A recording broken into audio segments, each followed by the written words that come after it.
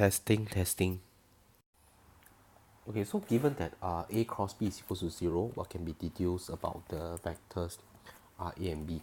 Okay, so here this actually is a partial question, so do take note like, how the questions are being phrased, okay, in the A-level context.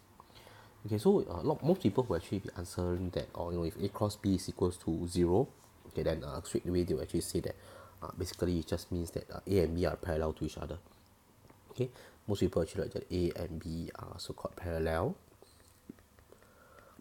to each other lah. Yeah, but this is not the only case. This is actually not the only case. One of the things also you must forget that actually A and B can also be a zero vector. Alright, so most people write this, then you will not get the full credit. Alright, this can be also say that you also need to say or A is basically a zero vector, or B is basically the zero vector. Not zero, but the zero vector. Okay, right? So take note at this of this lah. Okay, do not just write so there's a reason why they give you part 1. Okay, then they ask you to do part 2. So part 2, I need to find a unit vector n such that n cross with 1, 2, negative 2 is equals to 0. Okay, so from here, okay, 1, 2, negative equals 0, it means that, okay, if you look at part 1, there's a reason why they put the part 1 there. So n cross 1, 2, it means that if n were to cross with 1, 2, negative 2 to give you 0, right?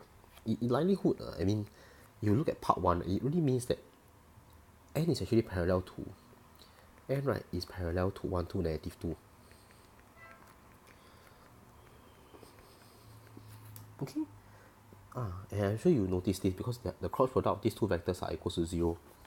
Now if n is equals to 1, 2, negative 2, then we can also say that basically n is a scalar multiple of 1, 2, negative 2, right, for some so-called k, which is a real number.